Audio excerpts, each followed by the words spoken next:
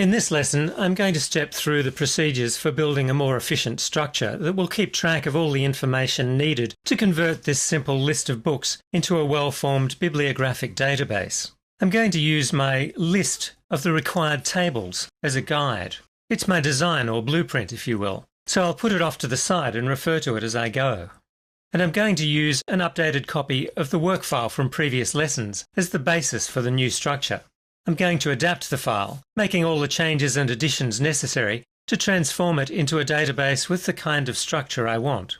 First of all, I need to choose File Manage Database from the menu system.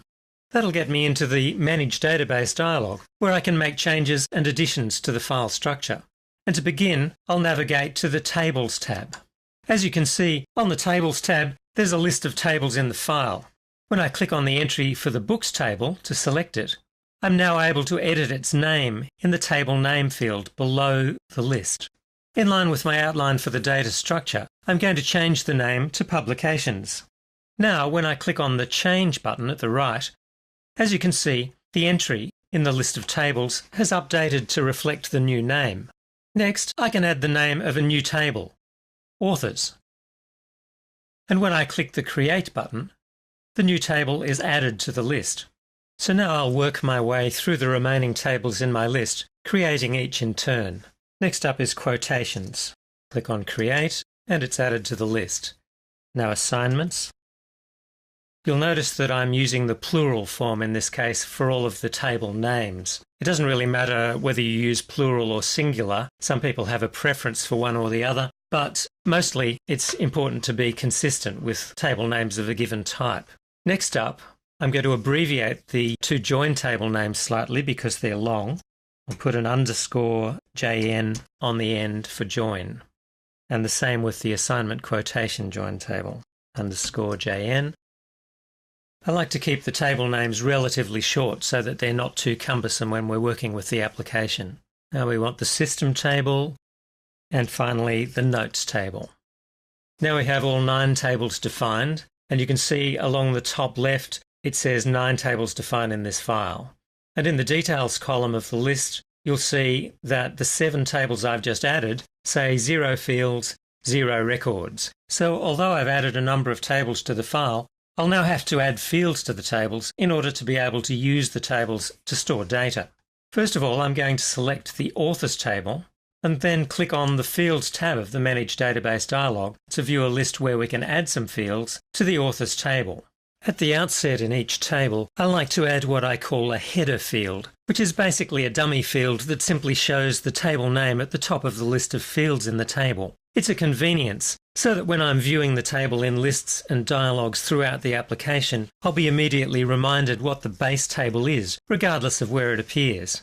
To set the header field apart, I like to make it look distinctive, so I'll use a couple of leading characters and then put the table name in uppercase. The characters I'll start with resemble a dash with a tail, and you can enter them by pressing Option L on macOS or by holding Alt while typing 0172 on Windows. Now I'll enter the table name in uppercase and a couple of trailing characters as well, just to set this apart from all of the other fields. I'm going to make this a number field. I'll click Create to add it to the list of fields. And now in the Options dialog, I'll go to the Storage tab and make this field a global storage field. I've made this header field a global field because I don't in fact intend to store any data in it, so it doesn't require an instance in every record in the table. And that's basically what a global field is. It's a field that exists only once for the whole table. Next up, I want to create another number field for a serial number for the table. I'll abbreviate serial number, serial NO. This is also to be a number field, so I'll click on Create and again click on the Options button at the lower right to bring up the Options for Field dialog. Now I want to navigate to the Auto Enter tab and choose the option to automatically enter a serial number on each record. The next value will be 1, which is correct for the first record, and I'll select the option to prohibit modification of value during data entry, so that users can't accidentally change the serial number that's been allocated to a record. Now I want to create a field that will actually be used as the identifier for each record, separate from the serial number. So this will be the author ID field. This will be a text field. And after clicking Create, I also want to specify an auto entry option for this field. This time I'll use the checkbox option labelled Calculated Value. When I click on the checkbox, FileMaker brings up the Specify Calculation dialog. We'll be talking in more detail about the Specify Calculation dialog later in the series, but for now, bear with me while I enter a formula which will allow FileMaker to programmatically determine a value for the author ID on each record. First of all, I'm going to enter a calculation function called serial increment. The serial increment function accepts two arguments, or parameters, which are placed in parentheses after the function name. The first argument is in fact the format of the text value that the function will produce. I'm going to enter a capital A, which is a prefix to signify author, and then a row of zeros to show the format that we want for the value that this function will produce. Now I'll enter the second argument, and this is the value by which the text serial will be incremented on each record. And for that I'm going to use the serial number field, which is already going to automatically be creating a serial number on each record. So I'll double click on the field name in the list of field names at the top left. That places the field name into the dialog just the same as it would if we'd typed it there. And now I'll put in a closing parenthesis to complete the function.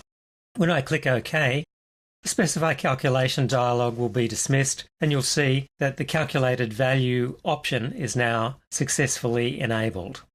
Next, I'm going to select the checkbox for the Prohibit Modification option so that the author ID value won't be accidentally overwritten by users. And then I'll click OK to dismiss the Options for Field dialog. Next, I need to create a number of data fields for the table, and in this case, we need a field for the author's name. Actually, I'm going to create several fields for the author's name, separating the name into first name, middle name, and last name. These will all be text fields. So the first name field, now middle name, and last name. You'll notice that I've been using what's called camel case, which is where each word in a field name starts with a capital, and there are no spaces between words.